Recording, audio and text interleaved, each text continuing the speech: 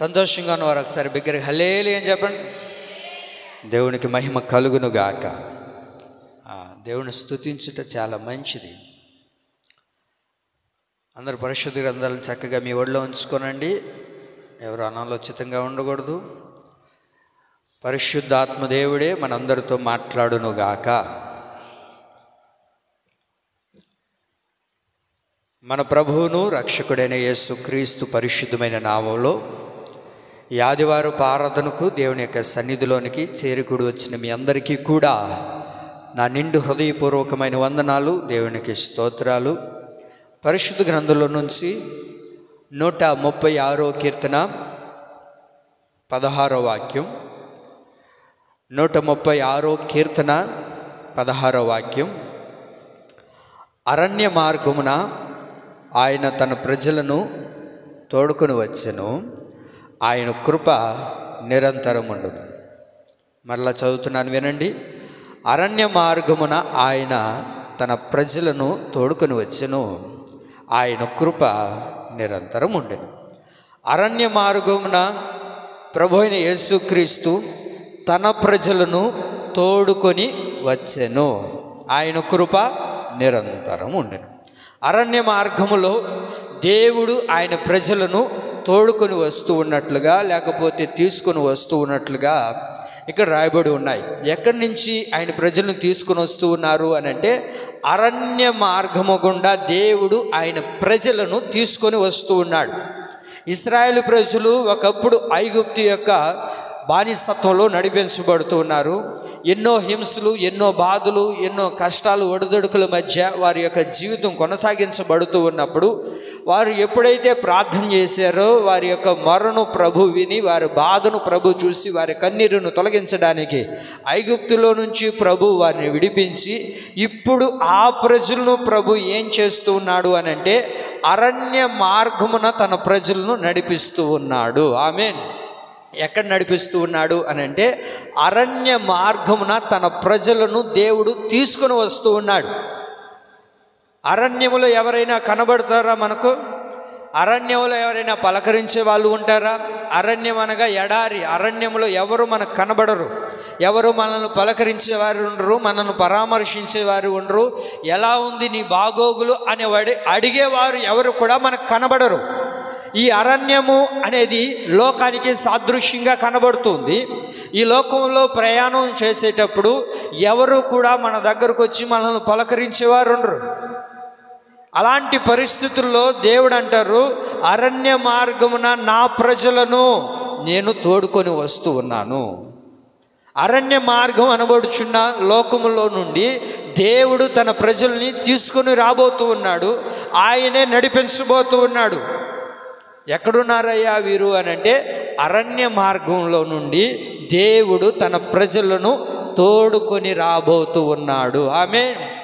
అరణ్య మార్గంలో దేవుడు తన ప్రజలను తీసుకొని వస్తూ ఉన్నాడు. ఈ అరణ్య మార్గం గుండా ఎందుకు దేవుడు తన ప్రజల్ని తీసుకురాబోతూ ఉన్నాడు? ఎవరు ఇంతకీ తన ప్రజలు? మీరు బాగా వినాలి. ఇంతకీ దేవుని ప్రజలు ఎవరు?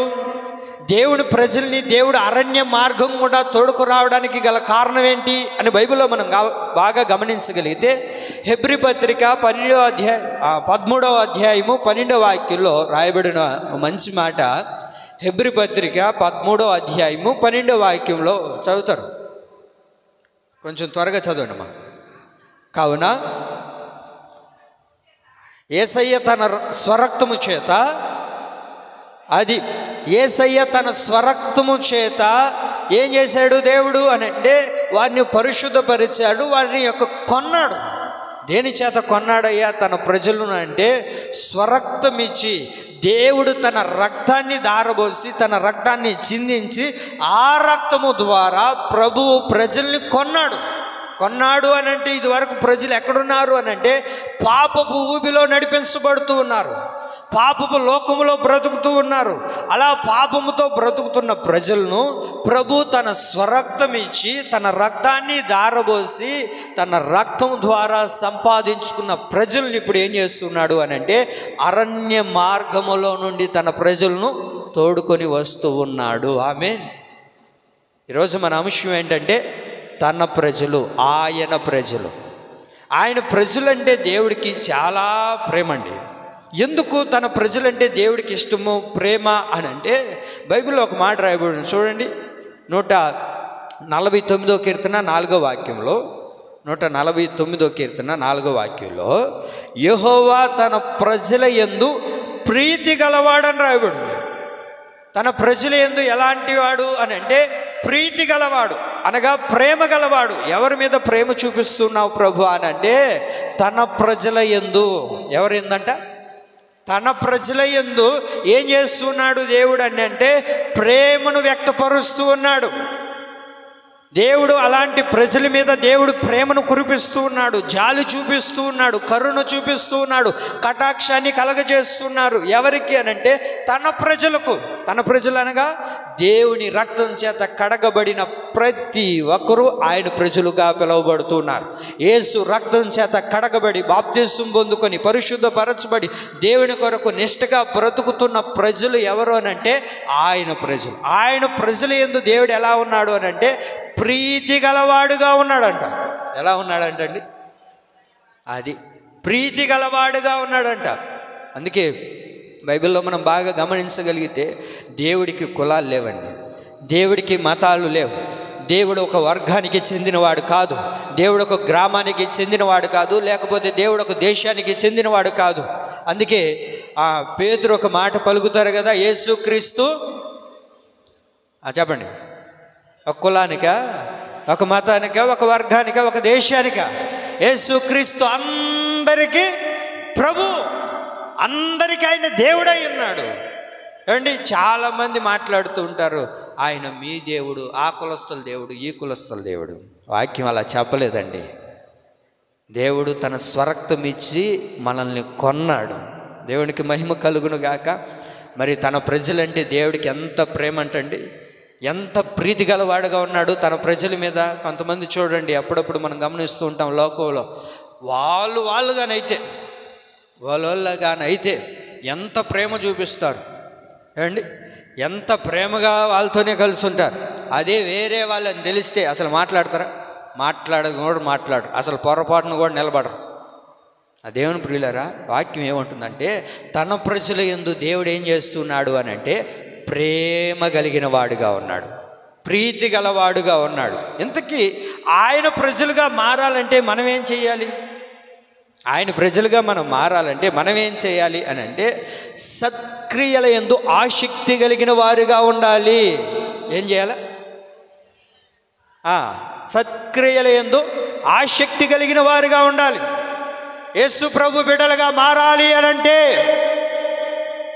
ఏం చేయాలి చెప్పండి? నేను చెప్పిన మాట కాదు, నేను చెప్పింది వాక్యం. మీరేమనుకుంటున్నారు? యేసు ప్రభు బిడ్డలుగా మారాలి, మేము క్రైస్తవులమి అనబడాలంటే ఏం చేయాలి? సచివాలయంకి పోయి అప్లికేషన్ రాసి మేము చెప్పండి, మేమెవరమే? క్రైస్తవులమి, మాకొక అది ఇదే కదా లోకంలో ఇప్పుడు జరుగుతుండేది. ఒకవేళ మేము క్రైస్తవులని చెప్తే గవర్నమెంట్ జాబులు రావు, వస్తాయా? ఏమైపోతాం అప్పుడు? మనం ఏ గ్రూపులోకి వెళ్తాం అన్నా? చెప్పండి, మీరు చెప్పండి అన్న, నాకు తెలియదు కదా, అందించండి.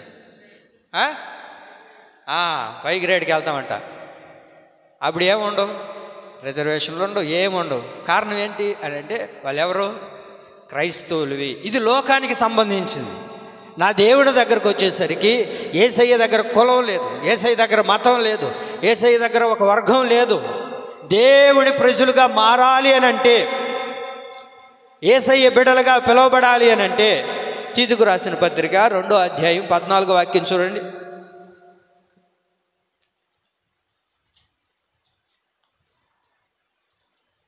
తీతుకు రాసిన పత్రిక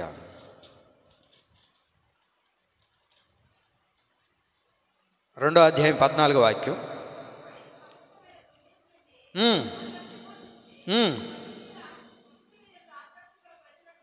సత్క్రియల యందు ఆసక్తి గల ప్రజలను పవిత్రపరుచుకొని తన సొత్తుగా చేసుకున్నాడు. సత్క్రియల యందు ఆసక్తి కలిగిన వ్యక్తిగా నీవు ఉంటే దేవుడు ప్రజలుగా పిలువబడతాం, ఆయన ప్రజలుగా మారిపోతాం. ఏమండి ఆయన ప్రజలుగా మారాలంటే సర్టిఫికేట్లు మార్చుకోవలేదు, ఏమండి కులాలు మార్చుకోవాల్సిన అవసరం లేదు, లేకపోతే అందరికంటే వేరుగా నువ్వేమి వేరే దగ్గర ఇల్లు కట్టుకోవాల్సిన అవసరం లేదు. యేసయ్య బిడ్డగా పిలువబడాలంటే నువ్వేం చేయాలో తెలుసా? సత్క్రియల యందు ఆసక్తి కలిగి ఉండాలి. సత్క్రియలు అనగా మంచి క్రియలు, మంచి అలవాట్లు, మంచి కార్యక్రమాలు నువ్వు చేస్తే చూసే ప్రజలు ఏమంటారో తెలుసా అండి? ఏమంటారో తెలుసా? బ్రదర్, హలో సిస్టర్, నువ్వు యేసయ్య బిడ్డవా? అప్పుడప్పుడు మనం బస్ స్టాండ్లో నిలబడుకున్నా, లేకపోతే ఎక్కడైనా షాపింగ్ మాల్కి వెళ్ళినా, లేకపోతే ఎక్కడైనా పెళ్ళిళ్ళకి వెళ్ళినా మనల్ని చూసిన వెంటనే ఏం మాట్లాడతారు వాళ్ళు చెప్పండి? వాళ్ళు నోడితేనే చెప్తుంటారు కొంతమంది. ఏమంటారు? మీరు దేవుడిని నమ్ముకొని ఉన్నారా? ఎంత గొప్ప మాట అంటండి, అవునా కదా? గర్వపడాలి మనం. ఏమంటారు వాళ్ళు నోడితేనే? మీరు దేవుడిని నమ్ముకున్నారా? మీరు యేసయ్యని నమ్ముకున్నారా? మీరు దేవుని బిడ్డలా? బస్సు ఎక్కినప్పుడు లేకపోతే ఎక్కడికైనా వెళ్ళినప్పుడు మీరు యేసయ్యని నమ్ముకున్నారు కదండి, మీరు చర్చికి వెళ్ళేవాళ్ళు కాదు. వెరీ గుడ్, ఎంత గొప్ప మాట అండి. ఆ మాట రావడానికి గల కారణం ఏంటి అని అంటే మనం సత్క్రియల యందు ఆసక్తి కలిగిన వారిగా ఉండాలి, మంచి అలవాట్లు కలిగిన వారిగా ఉండాలి. నడి బజార్లో నిలబడుకొని అన్నాం అనుకోండి, ఒకవేళ మీరు అనరు, మా ఊరు వాళ్ళు అంటారు, మా ఎంగడిగిరి వాళ్ళు అంటారు,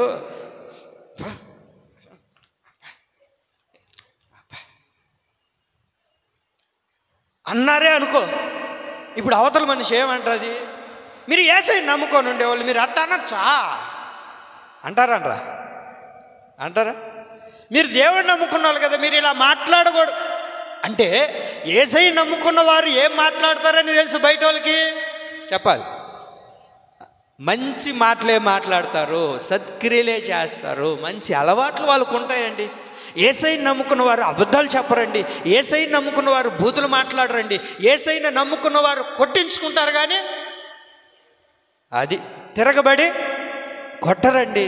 యేసయ్యను నమ్ముకున్న వాళ్ళు హింసపడతారే కానీ తిరిగి ఇతరుల్ని హింసించరండి. గత దినాల్లో అదే కదా జరిగింది. ప్రవీణ్ పగడాల గారిని ఏం జరిగిందో తెలియదు కానీ ఏమండి ఆ ధన్యరాలు ఆ సిస్టర్ మాట్లాడుతున్న మంచి మాట, నా భర్త ఏమనంటే వాళ్ళందరిని క్షమించు అని ఉంటాడు. కాబట్టి మనం కూడా అతను క్షమిద్దాం. ఏం జరిగిందో తెలియదు, దాన్ని విడిచిపెడదాం, దాని గురించి మాట్లాడొద్దు అని చెప్పారు. రాత్రి ఏం జరిగిందో తెలుసా మీకు? రాత్రి 11 గంటలకి అజయ్ బాబు అనే ఒక పాస్టర్ గారు ఉన్నారు. అజయ్ బాబు అనే ఒక పాస్టర్ గారు ఉన్నారు. ఆయన కూడా అరెస్ట్ చేశారు. మరి అరెస్ట్ చేశారు అని చెప్తున్నారు కొంతమంది. మరి కొంతమంది ఏమో మేము పోలీసులవి తీసుకుని వెళ్ళాలి అని తీసుకుని వెళ్ళారంట, కానీ ఆచూకేం తెలియలేదంట. ఎవరు వెళ్ళి అక్కడ పోలీస్ స్టేషన్లో అడిగితే ఉన్నారా అని అంటే మేము ఎవరిని తీసుకురాలేదండి అని చెప్పారంట. మరి మొత్తానికి ఏం జరిగిందో తెలియదు, నేను కూడా చూడలేదు, తర్వాత చూడాలి. అంటే ఏం జరుగుతుంది చూడండి. సమాజంలో దైవ సేవకుల్ని ఏమండి హింస పెట్టే రోజుల్లో బ్రతుకుతున్నాం, క్రైస్తవ్యాన్ని పాడు చేసే దినాల్లో బ్రతుకుతున్నాం. నా దేవుని ప్రియులారా, క్రైస్తవ్యాన్ని ఎంత హింస పెట్టాలనుకుంటున్నా, ఎంత పాడు చేయాలనుకున్నా అంతగా క్రైస్తవం ఇంక మీదట ఇంతకంటే ఎక్కువగా ప్రబలింపచేయునుగాక. దేవుడే ఈ క్రైస్తవ్యాన్ని విస్తరింపచేయునుగాక. ఈ ఉజ్జీవాన్ని ప్రభు రగిలింపచేయునుగాక. క్రైస్తవులంటే ఎవరండి? మంచివారండి, సత్క్రియలు చేసేవారు. సత్క్రియలు నువ్వు చేయగలిగితే నువ్వు దేవుని బిడ్డవేనండి, ఇంక దాంట్లో వేరే సందేహమే లేదు. సత్క్రియలు చేయటం యందు ఆసక్తి కలిగిన వాడు ఎవరయ్యా అంటే దేవుణ్ణి ఆరాధిస్తున్నవారు, దేవుణ్ణి నమ్ముకున్నవారు మాత్రమే సత్క్రియలు చేయగలుగుతారు. దేవుణ్ణి ఆరాధిస్తున్న బిడ్డలు మాత్రమే సత్క్రియలు చేయగలుగుతారు, అందరూ చేయలేరు. దేవుని యందు భయభక్తులతో ఉన్నవారు మాత్రమే సత్క్రియలు చేయగలుగుతారు, మంచి మాటలు మాట్లాడగలుగుతారు, మంచి నడవడికలో ఉండగలుగుతారు. ఆ దేవుని ప్రియులారా, సత్క్రియల యందు ఆసక్తి కలిగిన వ్యక్తిగా నీవు ఉంటే ఆయన ప్రజలుగా మనం మార్చబడిపోతామండి. ఆమేన్ చెప్పండి. మనం ఏమైపోతాం? సత్క్రియల యందు ఆసక్తి కలిగి ఉంటే ఆయన ప్రజలుగా పిలువబడతాం, ఆయన ప్రజలుగా మార్చబడిపోతాం. ఎవరండి ఈ రోజున మంచి క్రియలు చేసేవాళ్ళు, సత్క్రియలు చేసేవాళ్ళు, మంచి నడవడికలో నడిచేవారు? ఎవరికైనా ఏదైనా జరిగితే మనకెందుకులే అనే రోజుల్లో మనం బ్రతుకుతున్నాం. కానీ ఈ రోజున క్రైస్తవం ఎలాంటిది అని అంటే ఎవరికైనా ఒక చిన్న ఆపద కలిగితే, ఒక చిన్న హాని కలిగితే వీళ్ళెవరు అని అంటే యేసయ్య రక్తం చేత కడగబడిన వారు ఏమని ఆలోచిస్తారు తెలుసా? వాళ్ళ కొరకు కూడా నేను ప్రార్థన చేయాలి, వారు నమ్మినా నమ్మకపోయినా, యేసయ్యను ఆరాధించినా ఆరాధించకపోయినా వారి కొరకు నేనేం చేయాలి? ప్రార్థన చేయాలి. గత కొన్ని రోజులుగా అన్న పేరు ఏం పేరు? అన్న కాదు, నరేంద్ర. ఏం పేరు? అన్న కోసం ప్రార్థన చేస్తున్నారా? చేయండి. అన్నకి ప్రభు మంచి ఆరోగ్యాన్ని ప్రసాదించునుగాక. అండి, కారణం ఏంటంటే ఎవరికైనా ఒక ఆపద కలిగినా, ఒక హింస కలిగినా, ఒక బాధ కలిగినా, ఒక అనారోగ్యం కలిగినా వెంటనే మనకు అందజేసినప్పుడు, మనకు తెలియజేసినప్పుడు, లేకపోతే మనకు తెలిసినప్పుడు మన వంతుగా మనం ఏం చేయాలి? ప్రార్థన చేసేవారిగా ఉండాలి. అది అందరూ చేస్తారంటే చేయలేరు. ఎవరైతే దేవుడి యందు ఉంటారో, ఆయన ప్రజలుగా పిలువబడతారో వారు మాత్రమే చెప్పండి ప్రార్థన అనుభవంలో నడిపించబడతారు, ప్రార్థన చేసేవారిగా ఉంటారు. అందుకనే వాక్యం ఏముంటుందో తెలుసా? తన ప్రజలుగా మార్చబడాలి అని అంటే మనం ఏం చేయాలి? సత్క్రియల యందు ఆసక్తి కలిగిన వారిగా ఉండాలి. ఆయన ప్రజలుగా మార్చబడితే దేవుడు ఏం చేస్తాడయ్యా అంటే తన ప్రజల యందు ప్రీతి గలవాడిగా, ప్రేమ కలిగిన వాడిగా, నీకేం కావాలో, నీకేం అక్కరో అవన్నీ తీర్చడానికి సంసిద్ధంగా ఉన్న దేవుడే మనం ఆరాధిస్తున్న దేవుడు. ఆమేన్. ఇంతకీ తన ప్రజలుగా మార్చబడినప్పుడు, తన ప్రజలుగా పిలువబడినప్పుడు తన ప్రజలకు దేవుడు ఏం కలుగజేస్తాడు? తన ప్రజలకు ఏటిని అనుగ్రహిస్తాడు? తన ప్రజలుగా ఉంటే, లోకంలో కొందరికి ప్రజలుగా ఉండాలని ఆశపడతారు ఏమండి, మనం చూస్తూ ఉంటాం. ఎవరు? మేము ఆ పార్టీ ప్రజలు అంటుంటారు కొంతమంది. కొంతమంది ఏమంటారు? ఈ పార్టీ ప్రజలు అంటుంటారు. కొంతమంది ఏమంటారు? వారు మనుషులు మేము అని అంటుంటారు. అయితే ఇలాగున లోకములో ఉన్నవారు మనుషులుగా పిలువబడకూడదు. దేవుని బిడ్డలుగా, దేవుని ప్రజలుగా పిలువబడితే దేవుడు అనేకమైన అద్భుతాలు, ఆశ్చర్య కార్యాలు దేవుడు మన దైనందిన జీవితాల్లో దేవుడు చేయునుగాక. అయితే తన ప్రజలకు దేవుడు ఏం అనుగ్రహిస్తాడు? దేనిని కలగజేస్తాడు? ఎలాంటి ఆశీర్వాదాలు మనకు కలుగుతాయో క్లుప్తంగా ఒక 3 మాటలు నేను మీకు జ్ఞాపకం చేస్తాను. తన ప్రజలను దేవుడు ఎడబాయడు. ఏంటది? తన ప్రజలను దేవుడు ఎడబాయడు. చదవండి 94వ కీర్తన, 94వ కీర్తన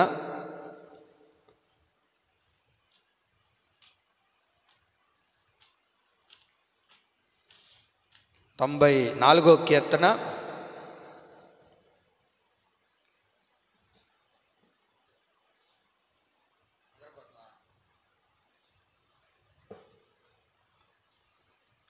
94వ కీర్తన 14వ వాక్యం. యెహోవా తన ప్రజలను ఎడబాయువాడు కాడు. యెహోవా తన ప్రజలను ఎడబాయువాడు కాదు. ఎవరు మన దేవుడు అని అంటే తన ప్రజలను ఎడబాయువాడు కాదు. ఆయన నిన్ను ఎడబాయడు, నిన్ను విడిచిపెట్టడు, నిన్ను దూరం చేసుకోడు. ఎందుకు నిన్ను విడిచిపెట్టడు? ఎందుకు ఎడబాయడు? ఎందుకు నిన్ను దూరం చేయడు? ఎందుకని నీకు దూరంగా ఆయన ఉండలేడు అని అంటే నీవెవరివి? ఆయన ప్రజలు. మనం ఎవరు? మనం ఆయన ప్రజలమి. తన ప్రజలను దేవుడు ఎడబాయడు. మనమే అనుకుంటుంటాం దేవుడు నన్ను ఎడబాసాడు, దేవుడు నన్ను విడిచిపెట్టేశాడు, దేవుడు నన్ను దూరం చేసేసాడు అని మనం అనుకుంటుంటాం. యేసయ్య రక్తం చేత కడగబడిన ఆయన ప్రజలను దేవుడు ఎడబాయడండి. దేవుడు విడిచిపెట్టడు, దేవుడు దూరం చేసుకోడు. కారణం ఏంటి? నువ్వెవరివి? దేవుని బిడ్డవి. ఆయన ప్రజలను ఆయన ఎడబాస్తాడంటండి. ఆయన ప్రజలను దేవుడు విడిచిపెడతాడంటారా? వాక్యం ఏమంటుంది అక్కడ? యెహోవా తన ప్రజలను ఎడబాయువాడు కాదు, ఎడబాయువాడు కాదు.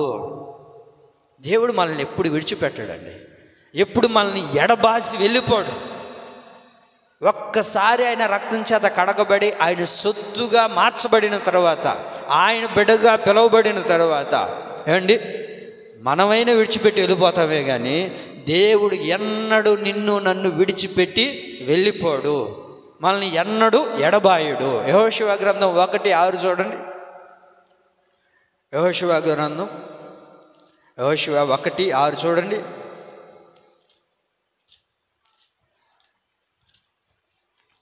యెహోషువ 1:6 నిన్ను విడువను, నిన్ను ఎడబాయను, అది నిన్ను విడవను, నిన్ను ఎడబాయను, నిబ్బరము కలిగి ధైర్యంగా ఉండు. ఎందుకని దేవుడు నన్ను ఎడబాసాడని నువ్వు అనుకుంటున్నావు? దేవుడు నిన్ను ఎడబాసే దేవుడు కాదు, దేవుడు నిన్ను విడిచిపెట్టేవాడు కాదు. తన ప్రజలను దేవుడు విడవడు అని వాక్యంలో రాయబడి ఉంటే ఈ రోజున మనమే అనుకుంటున్నాం. ఇక్కడ యెహోషువతో దేవుడే మాట్లాడుతున్నారు. యెహోషువ, నేను నిన్ను విడువను, ఎడబాయనయ్యా. నువ్వు కలవరపడొద్దు, దిగులు చెందొద్దు, బాధపడొద్దు. నేను నిన్ను ఎడబాసే దేవుడిని కాదు, నేను నీకు దూరం అయ్యే దేవుడిని కాదు. అనేక పరిస్థితుల్లో మనమే దేవుడికి దూరం అయిపోతూ ఉన్నాం. అనేక సందర్భాల్లో దేవుని విడిచిపెట్టి దూరంగా మార్చబడిపోతూ ఉన్నాం. దేవుని ప్రియులారా, తన ప్రజలను దేవుడు ఎడబాయడు, ఎడబాయడు, ఎడబాయడు. మన కడుపును పుట్టిన బిడ్డలైనా మనల్ని ఎడబాసి వెళ్ళిపోతారు. ఎప్పుడండి? మీకు అర్థమైందా? ఎప్పుడు? పెళ్ళైన తర్వాత. ఏమండి, మన కడుపును పుట్టిన బిడ్డలు మనతో ఉంటారా? ఏమండి చెప్పాలి, ఉంటారా? చిన్నప్పుడు ఏం చెప్తారు? చిన్నప్పుడు నా కొడుక్కి నేను ఎంత ప్రేమో, ఎంత ప్రేమ అని అంటే, అమ్మ అంగడికి వెళ్తే కొంగు పట్టుకొనే తిరుగుతుంటారు కొంతమంది. ఏమండి, ఆ కొంగు పట్టుకొని తిరిగేటప్పుడు అబ్బా ఏమన్నా కొనిస్తారనో, లేకపోతే ఎట్లో ఏదో ఒక ప్రేమతో చిన్నప్పుడు మాత్రం ఏమండి ఎడ తిరుగుతుంటారు కొంగు పట్టుకొని. అవునా కదా? అవునేనా? చిన్నప్పుడు తిరిగారా? కొంగు పట్టుకొని వదలరా, ఇంట్లో ఉండరు అన్నీ కూడా ఉండరు, కొంగు పట్టుకొని మాత్రం తిరగతానే ఉంటారు. అబ్బా తల్లి కనిపిస్తుంటుంది, నా కొడుకు నేనంటే ఎంత ప్రేమో, వీడు ఎన్నడు నన్ను ఎడబాయుడు, నన్ను విడిచిపెట్టడు అని. 4 దినాలు గడిచిన తర్వాత, వాడికి వయసు వచ్చిన తర్వాత, వాడికి పెళ్లి చేసిన తర్వాత, ఇప్పుడు తల్లి ఏమో అల్లము, భార్య ఏమో అది పరిస్థితి. రోజులు అలాగే ఉన్నాయి. మనుషులు ఎడబాస్తారు, మనుషులు మనల్ని విడిచిపెడతారు. కానీ తన ప్రజలను దేవుడు విడిచిపెట్టడు. ఎవరు నీవు? ఎవరామె? మా అమ్మ. ఈయనెవరు? మా నాయన. మా అమ్మ మా నాన్న అని చెప్పిన బిడ్డలే ఈరోజు ఏమయ్యారు అని అంటే విడిచిపెడుతున్నారు, దూరం చేసేస్తున్నారు, ఎడబాస్తూ ఉన్నారు. కానీ ఆయన ప్రజలను దేవుడు ఎన్నడూ ఎడబాయడు. చెప్పండి, ఎన్నడూ ఆయన ఎడబాయడు. ఎన్నడూ ఆయన మనల్ని విడిచిపెట్టే దేవుడు కాదు.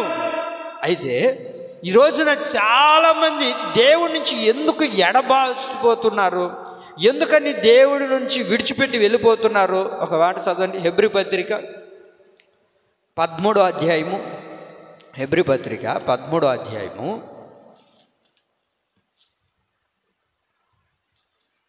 తీసారా? హెబ్రీ పత్రిక 13:5 చదవండి. ఎవరైనా తీసుంటే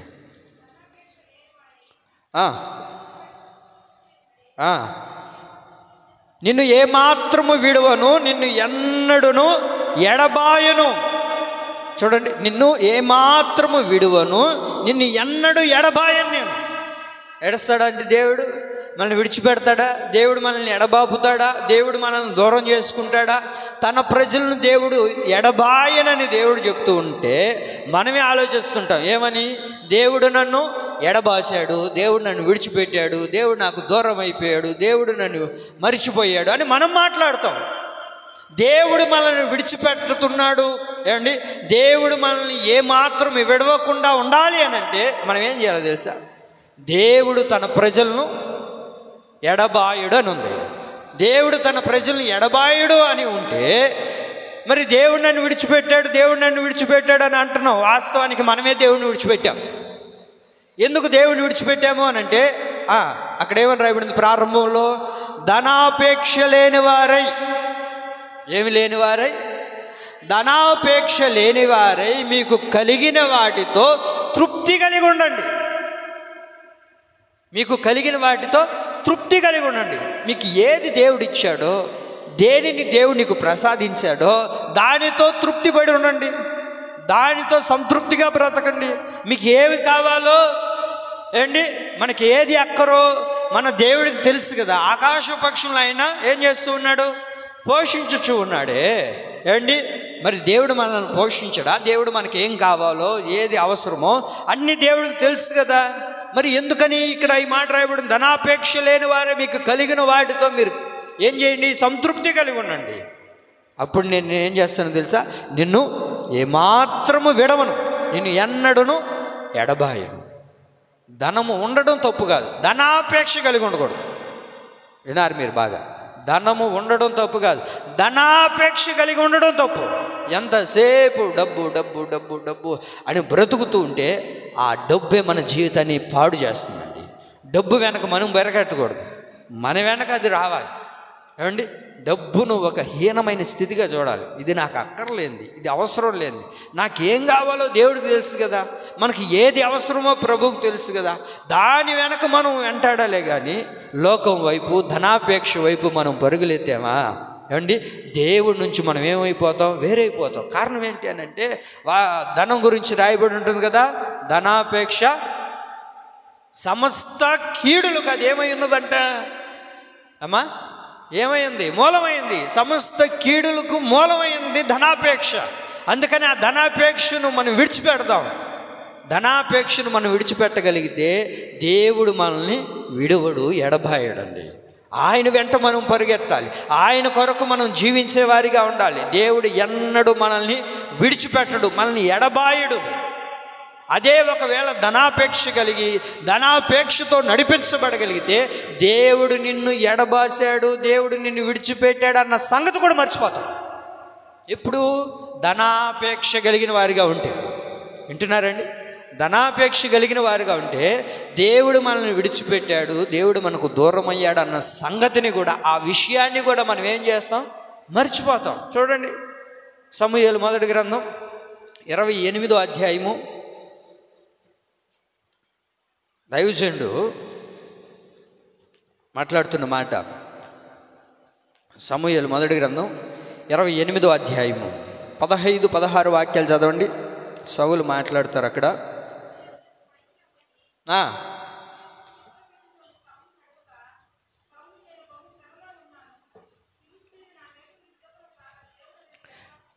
నేను బహు శ్రమల్లో ఉన్నాను, ఫిలిస్తీన్లు నా మీదకు యుద్ధమునకు రాగా దేవుడు నన్ను, చదవండి,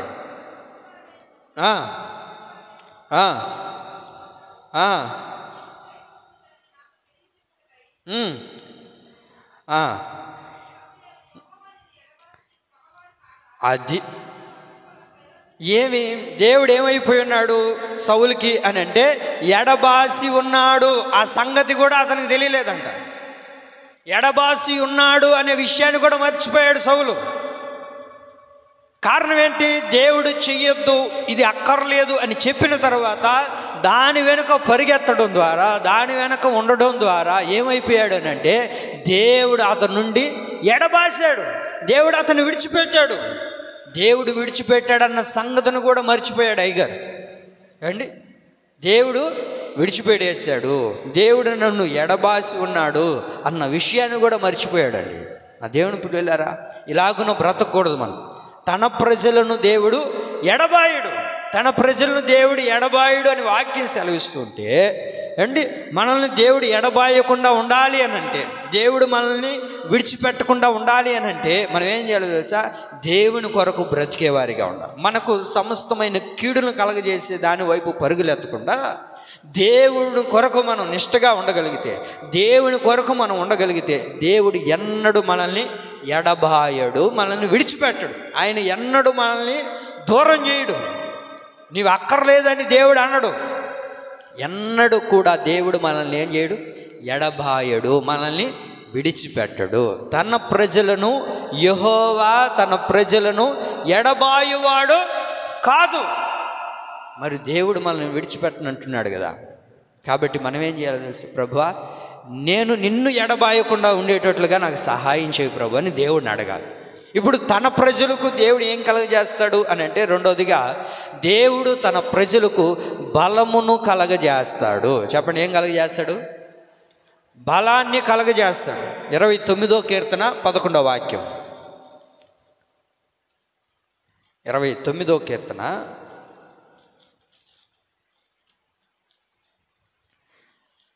29వ 29వ కీర్తన 11వ వాక్యం చదవండి.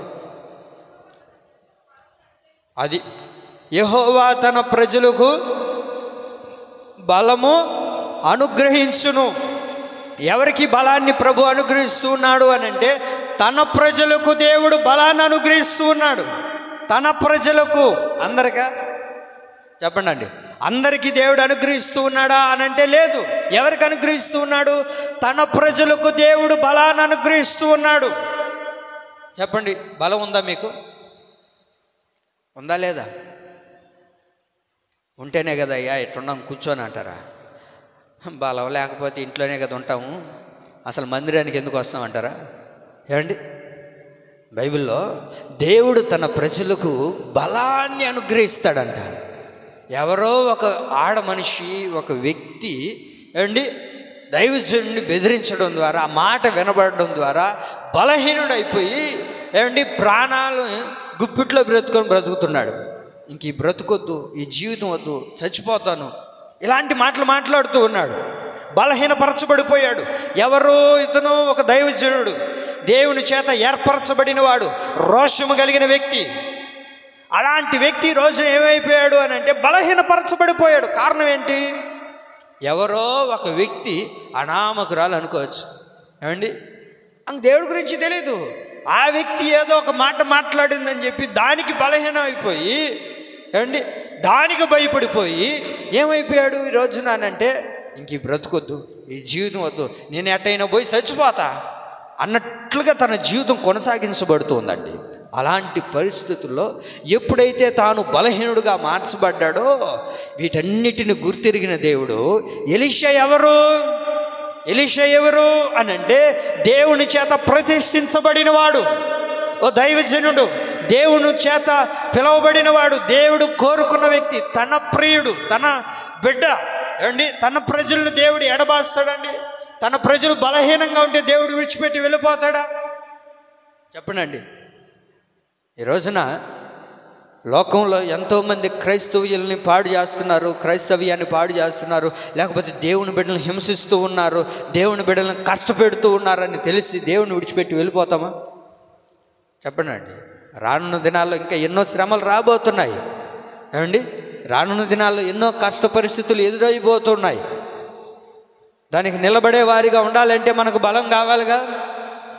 ఏమండి, ఆ బలాన్ని మనం పొందుకునే వారిగా ఉండాలిగా. చదువుతారా మీరు ఆ మాటను? రాజుల మొదటి గ్రంథం 19వ అధ్యాయము 8వ వాక్యం. రాజుల మొదటి గ్రంథం 19వ అధ్యాయము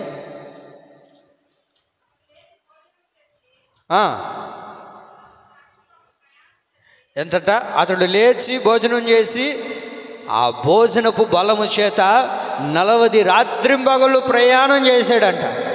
దేవుడు అనుగ్రహించే బలం అండి, దేవుడు అనుగ్రహిస్తున్న బలం ఇది. దేవుడు అనుగ్రహించిన ఆ బలము చేత ఎన్ని దినాలంట? ఒక పూట మనం అన్నం తింటే ఏమండి అట్టపోయి ఎట్టు చలాబులు అరిగిపోతుంది, అంతేనా? మరి ఎలాంటి భోజనం పెట్టాడో దేవుడు తెలియదు కానీ ఏమండి అద్భుతం.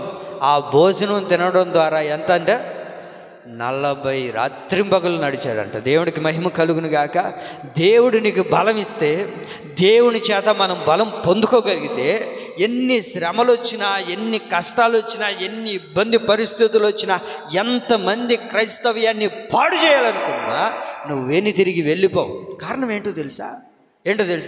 దేవుని చేత బలం పొందిన వారమే. దేవుని చేత బలం పొందినవాడు ఎన్నడూ కూడా బలహీనం అయిపోడు, ఏమండి, ఎన్నడూ కూడా దేవుడి నుంచి వెళ్ళిపోడు. కారణం ఏంటి అని అంటే నేనెవరు? దేవుని చేత బలం పొందిన వ్యక్తిని. దేవుని చేత బలం పొందిన వాడు ఏం చేశాడు? 40 రాత్రింబగళ్ళు ప్రయాణం చేశాడే ఆ బలం చేత. మరి దేవుడిచ్చిన ఆ బలం చేత మనం శత్రువుని ఎదుర్కోగలుగుతున్నామా?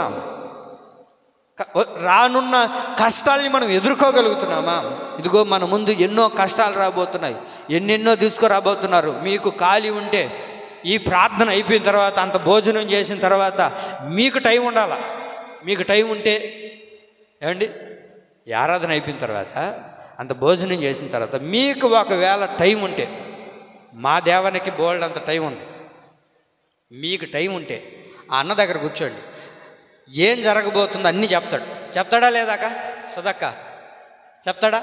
ఆయనకు బోల్డ్ అని టైం ఉంది, ఈయనే ఓపిక మీకు ఉండాలి. కానీ రానున్న దినాల్లో ఎక్కడ ఏం జరుగుతుందో, ఎక్కడ ఏం పరిస్థితి నాకు కూడా తెలియదు, నాకు అసలు ఏం తెలియదు. అన్నగాడు కూర్చుంటే ఎన్ని విషయాలు ఉన్నాయో అండి. మీకు టైం ఉండాలి, మీకు ఒకరోజు ఓపిక చేసుకొని వచ్చి కూర్చోండి, చాలా విషయాలు ఉన్నాయి ఆయన కాడ.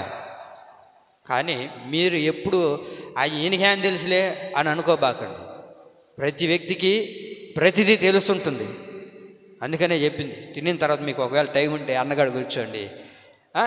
దేశంలో రాష్ట్రాల్లో క్రైస్తవం మీద ఎన్ని దాడులు మనకు తెలియదండి. మనమేముంది ఐవారపాల్లో కూర్చొని ఫ్యాన్ కింద కూర్చొని అటు ఉద్యోగం చేసుకొని ఇటు వచ్చి ఇంట్లో కూర్చొని అంత ఏమండి అన్నం తినేసి బొబ్బు పడమే మన పని. బయట రాష్ట్రాల్లో జిల్లాల్లో ఎన్నో హింసలు, ఎన్నో కష్టాలు, ఒక్కొక్క సేవకులను ఎన్ని ఇబ్బందులు పెడుతున్నారు, ఎన్ని హింసలు పెడుతూ ఉన్నారు. నా దేవుని ప్రియులారా, అది వారికేనా అంటే ఏదో ఒక రోజున మనకు కూడా వస్తుంది, ఏదో ఒక రూపంలో మన మీద దాడి చేస్తుంది. ఏమండి దానికి ఏమై ఉండాలి మనం చెప్పండి? బలము కలిగిన వారిగా ఉండాలి, బలమైన వ్యక్తులుగా నడిపించబడాలి. ఏమండి ఎన్నో రాబోతున్నాయి రానున్న దినాల్లో, దాన్ని ఎదుర్కొనే శక్తిని పొందుకునే వారిగా ఉండాలి. కానీ బలహీనపరచబడిపోయి అమ్మో ఇంకేమైపోతుందో, ఇంకేం చేసేస్తారో అని నిరసిల్లిపోకూడదండి. నిరసిల్లిపోయేవారిగా మనం బ్రతకూడదు. ఎందుకని మన దైనందిన జీవితాల్లో బలహీనం వస్తుందో తెలుసా? 31వ కీర్తన 10వ వాక్యం చూడండి. 31వ కీర్తన 10వ వాక్యం. ఎందుకు బలహీనత చోటు చేసుకుంటుంది ఈ రోజున అనేకుల్లో అని అంటే,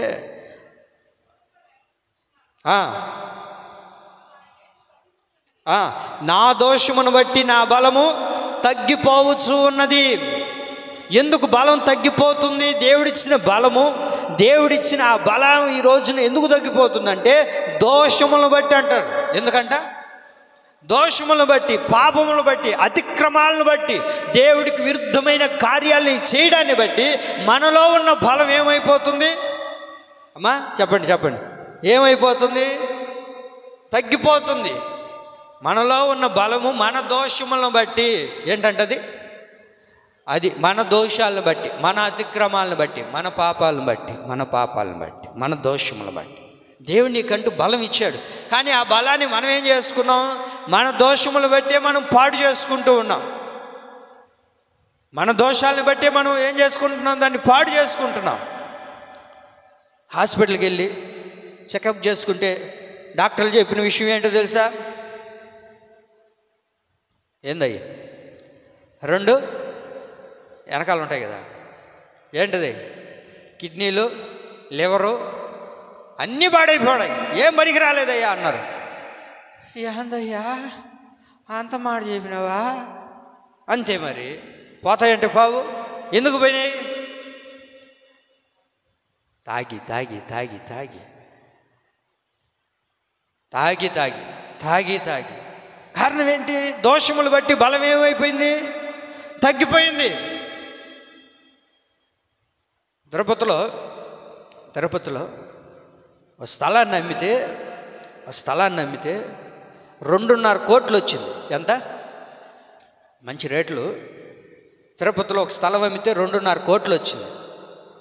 2.5 కోట్లు వస్తే రాత్రింబొగులు భార్యాభర్తలకు ఇద్దరికి తాగడమే పని. ఒకరే కాదు, భర్త తాగితే మళ్ళీ భార్య బాధపడుతుంది కదా అని చెప్పి అండి ఇద్దరు కూర్చొని తాగుతున్నారు. పోయిన వారమే చచ్చాడు. చచ్చినోడు చచ్చినట్టు ఉండకుండా 60 లక్షలు అయింది కర్మంతరాలకి. ఎంత? 60 లక్షలు. నువ్వు ఎంతమందిని తీసుకొని వస్తావో తీసుకొని వచ్చుకో. ఆటో ఛార్జీ పెడుతున్నారు అందరికీ, బాటలు నువ్వు ఎన్నైనా తాగు. దిగగానే నీళ్ళు ఇట్లేదంట. తీసుకో, పట్టుకో. ఏందది? క్వార్టర్. ఎందుకు ఇస్తున్నారా అని అంటే, అసలోడు చచ్చినాడు, వాడి కర్మంతరాలు. వాడు ఎట చచ్చినాడు అంటే తాగి చచ్చినాడంట. ఎటంట? వాడు తాగి చచ్చినాడు అని చెప్పి మళ్ళీ అదే భ్రాంతిలు ఇస్తున్నారు. 60 లక్షల రూపాయలు ఖర్చు పెట్టారండి. మీరు నమ్ముతారో నమ్మరు? 60 లక్షలు. డబ్బు ఏం చేయాలో తెలియలే. సరే వాళ్ళు ఏమన్నా మంచిగా ఇల్లు కట్టుకొని ఉన్నారంటే రేకుల షెడ్లో ఉన్నారు. మళ్ళీ నిజం, ఎక్కడున్నారు? 2 కోట్ల రూపాయలు వస్తే స్థలం అమ్మి వీళ్ళు ఎక్కడున్నారు? రేకుల షెడ్లో ఉన్నారు. రోజు తాగడమే పని. ఒరే వాడు తాగి తాగి తాగి తాగి లివర్లు పాడు చేసుకుని చచ్చినాడు. డాక్టర్లు అదే అన్నారు. ఎందుకు చచ్చిపోయాడు అని అంటే, ఏమండి 2 పోయినాయి, ఏం పని చేయలేదంట, తాగి తాగి చచ్చిపోయాడమ్మా అని చెప్తే, నా భర్త ఒక్కడే పోతే ఎట్టా, ఊర్లో వాళ్ళందరూ కూడా పోవాలి కదా అని చెప్పి ఆ మహాతల్లి అందరికీ పోసింది. మహాతల్లి నిజమండి, నేనేం అబద్ధం ఏం చెప్పట్లేదు, నేనేం కలుపుల మాటలు ఏం చెప్పట్లేదు. అర్థమవుతుందా? అట్లాగ అయిపోయినారు ప్రజలు. ఆ బలం ఎందుకు పోయింది అని అంటే చెప్పండి, మన దోషములు బట్టి. తాగొద్దు తాగొద్దు తాగొద్దు నాయన, బంగాకు తాగొద్దు నాయన, నువ్వేంద్ర నాకు చెప్పేది. మంచం మీద పడిన తర్వాత తెలుసది, నువ్వు ఆ రోజు చెప్పినావు నేనేలా. అంతే కదా. చేతులు కాలేక ఆకెవరు? శోభక్క. ఆకును పోయి పట్టుకుంటే ఆ అక్క ఏం చేస్తుంది? ఆ అక్క కూడా చెప్పి చెప్పి చెప్పి గమ్మగప్పి. ఎంతమందికి చెప్పుంటావు అక్క? ఎంతమందికి చెప్పుంటావు నీ అనుభవంలో? నాయనా మంచి అలవాటు కాదురా, మంచి పద్ధతి కాదురా. ఏమండి ఇంకేం సార్, ఆకులంటే డాక్టర్లే, వాళ్ళు మనం పట్టుకున్న తర్వాత ఏం ప్రయోజనం ఉంటుందాక? కారణం ఏంటి? మనమే పోయినాం. ఏమండి కాలిపోయిన తర్వాత ఇది కావాలి, ఇది జరగాలి అని అంటే ఎట్లా వస్తుందండి? మనలో మన దోషములు బట్టి, మన పాపాలను బట్టి మనలో ఉన్న బలం పోయిందండి. మన దోషములు బట్టి చూడండి, బైబిల్లో 18 సంవత్సరాలుగా దేవుడి మందిరానికి వస్తుంది తల్లి. ఎన్ని సంవత్సరాలు? మహాతల్లి అద్భుతం. రేపు పరలోకానికి పోయినప్పుడు చూడాలి ఆమెని. ఎన్ని సంవత్సరాలు? 18 సంవత్సరాల మందిరానికి వచ్చింది. కానీ బలహీనతతోనే ఉంది, బలహీనతతోనే నడిపించబడుతుంది. మరి ఏ బలహీనతతో తెలియదు మహాతల్లికి. 18 సంవత్సరాలుగా బలహీనతతోనే. అరే దేవుడు తన ప్రజలకు బలాన్ని అనుగ్రహిస్తానని దేవుడు సెలవిస్తూ ఉంటే బలహీనతతోనే బాధపడుతుంది. ఏమండి 18 సంవత్సరాలు, 1 సంవత్సరం 2 సంవత్సరాలు కాదండి, ఆమె 18 సంవత్సరాలు బలహీనతతోనే బాధపడుతుందంట. దేవుడు ఒకానొక రోజున ఆమెను దర్శించి ఆ బలహీనతలో నుంచి దేవుడు విడిపించాడు. దేవుడికి మహిమ కలుగునుగాక. ఈ దినాన ఒకవేళ నీవు ఏ బలహీనతతో ఉన్నావో నాకు తెలియదు. ప్రభువా నా బలహీనతలో నుంచి విడిపించు, నీ ప్రజలకు బలాన్ని అనుగ్రహిస్తానన్నావు కదా, నీ బిడ్డలకు బలాన్ని అనుగ్రహిస్తానన్నావు కదా, కనుక నాకు బలాన్ని అనుగ్రహించు ప్రభువా అని దేవుని ఆరాధనలో నువ్వు అడగగలిగితే దేవుడు ఖచ్చితంగా ఆయన బలాన్ని నీకు ప్రసాదించునుగాక. ఎందుకు బలం పోయింది అని అంటే మన దోషములు బట్టి, మన పాపములు బట్టి. అద్భుతం, చాలా బలవంతుడు. అతనికి మించిన వాడు బైబిల్లో మరొక బలవంతుడు లేడండి. ఒక్క దవడెముకతోనే 1000 మందిని చంపేశాడు. ఎంత బలవంతుడండి అండి. 300 నక్కలు పట్టుకొని వాటి యొక్క తోకలు ముడేసి, అబ్బా ఎంత బలవంతుడై ఉంటాడు అండి. అంత బలాఢ్యుడే ఈరోజు ఏమైపోయాడు అని అంటే ఆ దినాన బలహీనుడు అయిపోయాడు. తన దోషమును బట్టి, తన పాపమును బట్టి, తన అతిక్రమాన్ని బట్టి బలహీనపరచబడిపోయిన తన దైనందిన జీవితాల్లో ఇంకేముందిలే, నా బ్రతుకు అయిపోయింది, ఇంకింతే, నేను చేసిన దోషమును బట్టే కదా, నేను చేసిన పాపమును బట్టే కదా, నేను చేసిన అతిక్రమాన్ని బట్టే కదా అని అక్కడే కృంగిపోలేదండి, అక్కడే నలిగిపోలేదు, అక్కడే పడిపోలేదు. అతను ఏం చేశాడో తెలుసా? చదవండి వాక్యంలో, త్వరగా తీయండి, చదవండి. ఎన్నిసార్లు చదువుంటారు?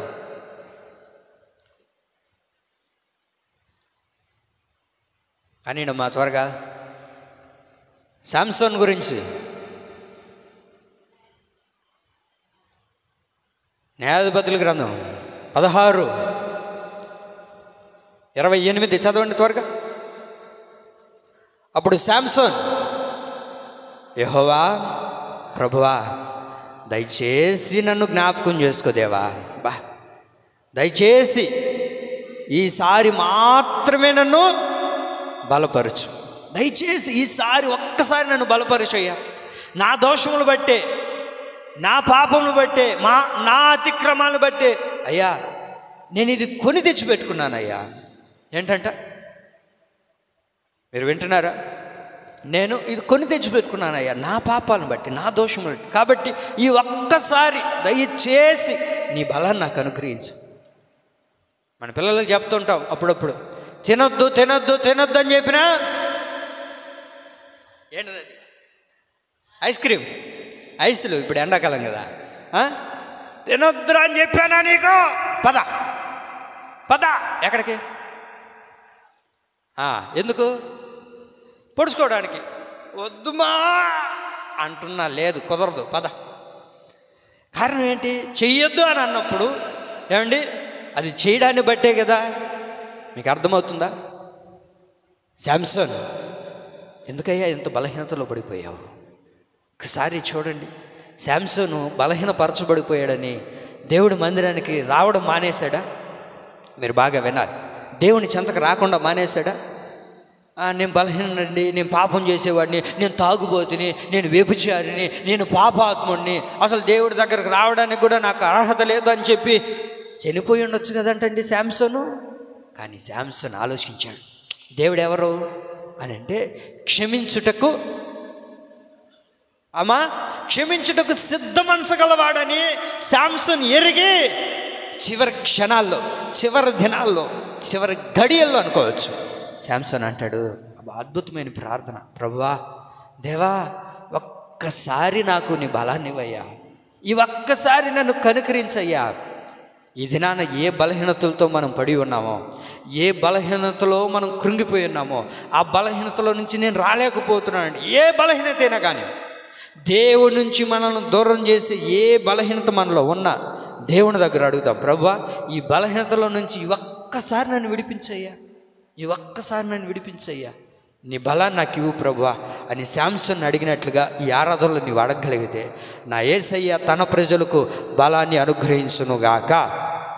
మరొక్క మాట చదువుకొని మనం ముగించుకుందాం.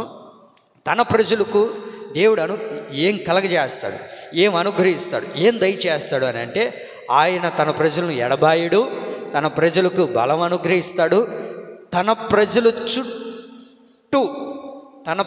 చుట్టూ దేవుడు ఉంటాడు. చూస్తారా, 125వ కీర్తన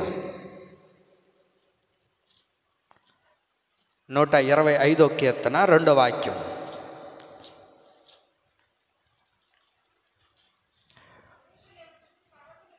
యెరూషలేము చుట్టూ పర్వతం ఉన్నట్లు యెహోవా ఇది మొదలుకొని నిత్యము తన ప్రజల చుట్టూ ఉండును. ఎంత మంచి మాటో కదా. యెహోవా ఇది మొదలుకొని, ఏమండి, దేవుడు ఇది మొదలుకొని, ఈరోజు మొదలుకొని, ఎవరు మనం? తన ప్రజలు చుట్టూ ఇది మొదలుకొని దేవుడే మనతో ఉండునుగాక. మన చుట్టూ ఎవరు ఉండాలి? దేవుడు ఉండాలి.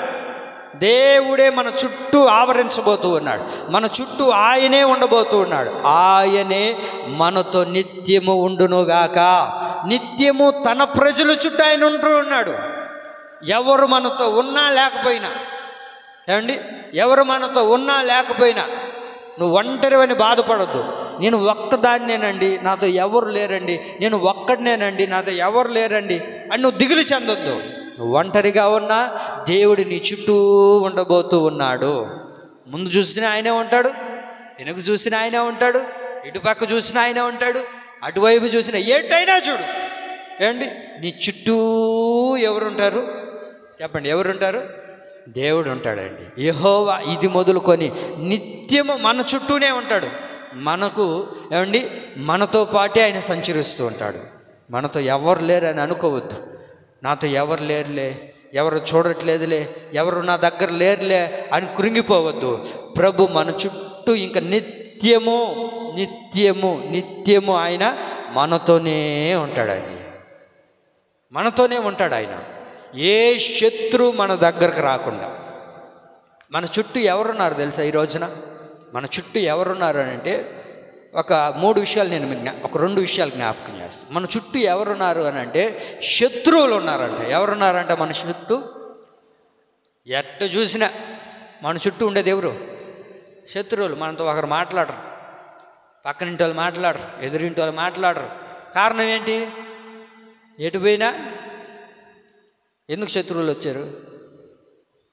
ఎందుకు శత్రువులు వచ్చారండి? నోరు మంచిదైతే ఆ, అది మీకు అర్థమైందా? ఇంక నేను చెప్పను. అది కాదు, ఇది మంచిది కాదు కాబట్టే అందరూ శత్రువులే, అందరూ శత్రువులే. దేవుని ప్రియులారా, ఒకవేళ నువ్వు మంచిదారివైనప్పటికీ అందరూ నీకు శత్రువులుగా మారినప్పటికీ దేవుడు వారి నుంచి నిన్ను తప్పించడానికి ఆయన నీ చుట్టూ ఉండునుగాక. బైబిల్లో ఓ దైవజనుడు లోపల ఉన్నారు. తన దాసుడు నిద్ర లేచి బయట వచ్చి చూస్తానంటండి, చుట్టూ ఎవరున్నారో తెలుసా? శత్రు సమూహం గుర్రాలు వేసుకొని వచ్చి ఉన్నారు. ఎందుకని? దైవజనుడిని, తన దాసుడిని చంపడానికి, లేపేయడానికి. ఇంక వీళ్ళు ఉండకూడదు.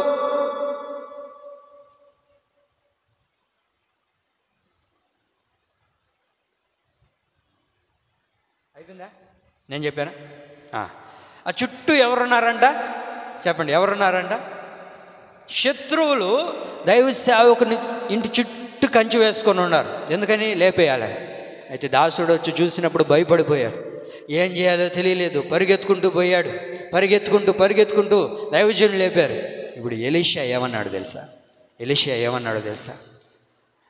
వెంటనే ప్రార్థన చేసి దేవుడిని అడిగారు, దేవా వీని యొక్క కండ్లు తెరివయ్యా అని. వెంటనే ఇప్పుడు బయట చూడుబో అని అంటే అక్కడ ఏముందో తెలుసా? చదవండి, రాజుల 2వ గ్రంథం 6వ అధ్యాయం 17వ వాక్యం. త్వరగా రాజుల 2వ గ్రంథం ఏంటమ్మా, 6వ అధ్యాయము 17వ వాక్యం. వీడు చూచినట్లు దయచేసి వీని కండ్లు తెరవమని ఎలీషా ప్రార్థన చేయగా యెహోవా చుట్టూను పర్వతము అగ్ని రథముల చేత నిండుకొని ఉండెను. దేని చుట్టూ ఎవరున్నారంటండి? ఎలీషా చుట్టూ ఎవరున్నారు? అగ్ని రథములు. వాస్తవానికి వాళ్ళ రథాలు ఉన్నాయి అక్కడ, వాళ్ళ గుర్రాలు ఉన్నాయి అక్కడ. అయితే వాటికి మించినవి ఏమున్నాయి అక్కడ? అగ్ని రథములతో దేవుడు దిగి వచ్చి చుట్టూ ఉన్నాడంట. ఏమండి, ఎంత గొప్ప ఆశ్చర్యకార్యం అంటండి. మన చుట్టూ ఎవరున్నారు తెలుసా? అగ్ని రథములు ఉంటూ ఉన్నాయండి. శత్రువు ఏమి నిన్ను ముట్టడు, నీ జోలికి కూడా రాడు. ఆడేదో అక్కడ నిలబడి అరవాల్సిందే కానీ, అక్కడ నిలబడి మాట్లాడాల్సిందే కానీ, నీ దగ్గరకు వచ్చి పొర్రపాటున నిన్ను తాకడానికి కూడా భయపడిపోతాడండి. కారణం ఏంటో తెలుసా? నీ చుట్టూ ఎవరున్నారు? అగ్ని రథములు ఉన్నాయన్న విషయాన్ని నువ్వు ఆలోచించాలి. ఆమేన్. ఏ శత్రువు నిన్నేం చేయలేరండి, ఎవరు నిన్ను ముట్టలేరు. అయితే ఈ రోజున మన చుట్టూ ఉన్నది ఏంటో తెలుసా? మన చుట్టూ ఉండేదేంటి? యెహోవా నిత్యము మన చుట్టూ ఉన్నారని, ఆయన రథములు అగ్ని రథములే మన చుట్టూ ఉన్నాయని దేవుడు మాట్లాడుతుంటే, కొంతమంది భక్తులు నా చుట్టూ ఏమున్నాయో తెలుసా? నా చుట్టూ షుగర్ ఉందయ్యా, నా చుట్టూ బీపీ ఉందయ్యా, నా చుట్టూ నడువు నొప్పులయ్యా, మోకాలు నొప్పులయ్యా, ఇంకా ఏముంది చెప్పు, థైరాయిడ్ అయ్యా, ఇంకా అబ్బో మహాతల్లు చెప్పాలి కానీ అడగాలే కానీ ఇంత పెద్ద లిస్ట్ ఇస్తారు కదా. ఏమండి, నా దేవుడు మీకు మంచి ఆరోగ్యాన్ని ఇచ్చునుగాక. ఏముందో తెలుసా? ఈ రోజున మనిషి యొక్క చుట్టూ 40వ కీర్తన 12వ వాక్యం చదవండి. ఏముందో వ్యవస్థ? 40వ కీర్తన 12వ వాక్యం ఏంటంట? లెక్కలేనన్ని అపాయాలు, లెక్కలేవు. ఎన్ని రోగాలు ఉన్నాయి చెప్పలేము. ఏమండి, అన్నీ మన ఒంట్లోనే ఏలుబడి చేస్తుంటాయి. ఏమి లేదు చెప్పండి, ఏమి లేదు చెప్పు, ఒక్కరోజు చెప్పు ఏం బాగలేదు చెప్పు. నీకు తలనొప్పి ఉందా? ఎస్ అనండి. తలనొప్పి ఉందా? కడుపు నొప్పి ఉందా? నడువు నొప్పులు ఉన్నాయా? ఎంటుకలు రాలిపోతున్నాయా? అది కూడా ఒక బాధే. ఎంటుకలు తెల్లగా అవుతున్నాయా? అది కూడా ఒక బాధే, అది కూడా ఒక రోగమే. చాలామంది మీకు తెలియట్లే, ఉండారు అలాంటి వాళ్ళు. ఏంటండి, ఇంకా ఏముంది చెప్పండి? 5 వచ్చినాయి. ఇంకా షుగరు, బీపీ, థైరాయిడ్, మోకాలు నొప్పులు, నడువు నొప్పులు, రెక్కల నొప్పులు, కళ్ళు, చెవుడు, ఇంకా ఏంటండి? లక్ష్మక్క చెప్పక్క, నువ్వు బాగా చెప్తావు. నాది ఎందుకయ్యా పాస్టర్, నేను చెప్తే నీ వాక్యం ఆపేయాలంటది అక్క. అంతే కదా, ఎన్ని లేవు చెప్పండి. ఇది లేదనే దానికి లేదు, అన్నీ ఉన్నాయి మనకు, అన్నీ మన స్నేహితులే. ఆ మధ్య మన ఇంటికి ఒక అన్న వచ్చాడు కదా, ప్రశాంత్ అన్న. 4 గంటలకు కొంచెం అన్నకి బాగాలేదు, సరే తీసుకొని వెళ్ళాం, అక్క వాళ్ళ కాడికి వెళ్ళాం, ఇంజక్షన్ వేసింది, బాగైంది. కొంచెం బాగైన తర్వాత అక్క నింది ఏమని, ఒకవేళ అది కూడా ఒకవేళ ఉండొచ్చేమో నాయన, టెస్ట్ చేసుకో, కిడ్నీలో రాళ్ళు ఉండొచ్చేమో అని అంటే, అన్న కొంచెం దిగులు పడాడు. వాస్తవంగా ఆయన అక్కడికే భయపడ్డాడు, ఆలోచనలో పడ్డాడు. ఆ తర్వాత ఒక ఆమె వచ్చింది నడుచుకుంటా వచ్చి, ఏమైంది అని అంటే, ఏదో స్టోన్స్ ఉన్నట్టు అని అంటున్నారు, నొప్పులు వస్తున్నాయి. నాకెన్ని ఉండవు తెలుసు, 4 ఉన్నాయి. ఎన్ని సంవత్సరాల నుంచి? 20 సంవత్సరాల నుంచి. ఆయనకి అప్పుడే బలం వచ్చింది. బక్కగా ఉండవు, నీకే ఉంటే నేను ఇంతలా ఉండవు, నాకే అమ్మా అనుకోని అప్పటి నుంచి బలం. నేను అప్పుడప్పుడు మాట్లాడుతుంటే ఆయన అంటాడు, అక్క బాగుందా? ఆ యొక్క బ్రహ్మాండంగా ఉందా అన్న, నువ్వే చూపించుకోబోనా అన్న. అన్నీ ఉన్నాయి చెప్పాలే కానీ పొట్టబొడిస్తే ఒక పద్యం ఉంటుంది కదా, మేడిపొడు చూడు మేలిమై ఉండును, పొట్ట విప్పి చూడు పురుగులుండును అన్నట్లుగా మన స్త్రీల సమాజాన్ని అడిగి చూడాలే కానీ, అబ్బో ఎన్ని అనారోగ్య సమస్యలు కదా ఏమండి. నా దేవుడు మీకు మంచి ఆరోగ్యాన్ని ఇస్తాడండి. ఎప్పుడైనా మీ గురించి దీనంగా నేను ఆలోచిస్తే చాలా ఏడుపు వస్తుంది నాకు. చాలామంది స్త్రీల్ని అఘోరంగా చేస్తూ ఉంటారు, లేకపోతే హీనంగా చూస్తుంటారు. కానీ ఏమండి, నేను ఎప్పుడైనా మీ గురించి ఆలోచించినప్పుడు వెంటనే నాకు కన్నీళ్ళు వస్తాయి. ఏ రోగం లేకపోయినా ఏదో ఒక అనారోగ్యం, ఏదో ఒక బలహీనత. అసలు బిడ్డలు కనిన తర్వాత ఎక్కడ లేనివన్నీ మనలోనే ఉంటాయి. ఏమండి, డాక్టర్ కన్నా ఎక్కువ చదువు ఉండేది మీరే. ఏమండి, అవునా కదా? బిడ్డలు కనిన తర్వాత ఎన్ని సమస్యలు, ఎన్ని బలహీనతలు, ఎన్ని అనారోగ్యాలు, ఇవన్నీ పక్కన పెడితే నెలకొకసారి వచ్చే ఆ అనారోగ్యం ఉందో చూసారా, దానివల్ల ఎంతమంది స్ట్రెస్ అవుతున్నారు, ఇబ్బంది పడుతున్నారు, అనారోగ్యం చేత బాధపడుతున్నారు. ఏమండి, అర్థం చేసుకోవాలి పురుషులు కూడా. వాళ్ళని పట్టించుకోకుండా చాలామంది ఏమే అందరు బాగాలేదా, నీకైనా వచ్చిందా అనేవాళ్ళు కూడా ఉన్నారు. వాడికేం తెలుస్తుంది ఏమండి? అదే కదా, అప్పుడప్పుడు దేవాన్ని అంటుంటాడు, గుడ్డు పెట్టేదానికే దాని నొప్పి తెలుసయ్యా అన్నట్టుగా. అంతే కదన్నా, బాధపడే వారికే తెలుస్తుంది ఆ బాధ ఏంటో, ఆ కష్టం ఏంటో. ఆ 3 రోజులు వాళ్ళు ఎంత వేదన పడుతుంటారు, ఎంత నొప్పి అనుభవిస్తుంటారు, ఎంత కష్టాన్ని అనుభవిస్తుంటారు. ఆ దేవుడు మిమ్మల్ని బలంగా వాడుకున్నాను గాక. హల్లెలూయా. ఖచ్చితంగా దేవుడు మీకు మంచి ఆరోగ్యాన్ని ఇస్తాడండి. ప్రతి దినం దేవుడు మీకు క్షేమాన్ని ఇస్తాడు. ప్రతిదినం అనారోగ్యంగా ఉండేది ఎక్కువ స్త్రీలేనండి. కాబట్టి దేవుడు మీకు మంచి ఆరోగ్యాన్ని ఇస్తాడు. మీరు ఏం భయపడద్దు. అపాయాలన్నీ నాకేనండి. లెక్కలేనన్ని అపాయాలు ఉన్నాయంట, లెక్కలేనన్ని అనారోగ్య సమస్యలు ఉన్నాయంటండి. నా దేవుడు ఖచ్చితంగా మీ చుట్టూ ఎన్ని అపాయాలు ఉన్నాయో అవన్నీ తొలగించునుగాక. బైబిల్లో రాయబడి ఉంది, వారి చుట్టూ దేవదూతలు కావలుగా ఉంచాడంట. ఏంటంట? 34వ కీర్తన 7వ వాక్యంలో ఉంది కదా, వారి చుట్టూ ఎవరున్నారంట? దేవదూతలు కాపుదలుగా ఉన్నారు. దేవదూతలు కంచి వేసి ఉన్నాడు. కారణం ఏంటి? ఎందుకు దేవదూతలు ఉన్నారు అని అంటే, మన చుట్టూ ఏమున్నారు? దేవదూతల కాపుదల. కారణం ఏంటో తెలుసా అండి? దానికి కారణం ఏంటో తెలుసా? ఎన్నో అపాయాలు మన చుట్టూ ఉన్నాయని చెప్పే దేవుడు మన చుట్టూ ఎవరిని ఉంచి ఉన్నాడు? దేవదూతలను కంచి వేసి ఉన్నాడు. దేవదూతలను కాపుదలుగా దేవుడు కావలవారిగా ఉంచి ఉన్నాడు. బైబిల్లో మనం గమనించగలిగితే మంచి భక్తుడు మనకు కనబడతారు. ఆయన గురించి రాయబడిన మాట యోబు మనం గమనిస్తే చదవండి. 10వ వాక్యంలో ఏమని రాయబడింది? మనం చాలాసార్లు చదువుకున్న మాటే, త్వరగా చదవండి. 1:10 నీవు అతనికిని అతని ఇంటికిని అతను కలిగిన సమస్తమునకును చుట్టూ కంచి వేసితివి కదా. ఎవరికంట? అతనికి, అతని ఇంటికి, అతనికి కలిగిన దానికి అంతటికి. 3 విషయాలు. అతనికి, తన ఇంటికి, అతనికి కలిగిన దాని అంతటికీ కూడా దేవుడు ఏం చేశాడు? అతని చుట్టూ, వాటి యొక్క చుట్టూ కంచి వేసి ఉన్నట్లుగా దేవుడు నిత్యము ఇక మీదట దేవుడే కంచి వేనుగాక. ప్రతి అపాయాల నుంచి ప్రభు తొలగించునుగాక, ప్రతి సమస్యల నుండి ప్రభు విడుదల కలగచేయునుగాక. దేవుని ప్రియులారా, మీరు విశ్వసించండి, దేవుని మీద ఆధారపడండి. ప్రభా, నా చుట్టూ నీవు ఉండయ్యా అని దేవుణ్ణి అడగగలిగితే తన ప్రజల చుట్టూ నిత్యము ఆయనే ఉండునుగాక. చెప్పండి, తన ప్రజలకు దేవుడు ఏం కలుగజేస్తున్నాడు? తన ప్రజలను ఎడబాయడు, తన ప్రజలకు బలం కలుగజేస్తాడు, తన ప్రజల చుట్టూ ఆయన ఉంటాడు, తన ప్రజల చుట్టూ దేవుడే ఉంటాడు. చెప్పండి 3 మాటలు. ఎడబాయడు, బలం కలుగజేస్తాడు, చుట్టూ ఆయనే ఉంటాడు. కనుక దేవుడే మనతో ఉండి నడిపించునుగాక. ఆయన ప్రజలుగా ప్రభు మనల్ని నిలబెట్టి నీరు కట్టి ఫలింపచేయునుగాక. ఆమేన్.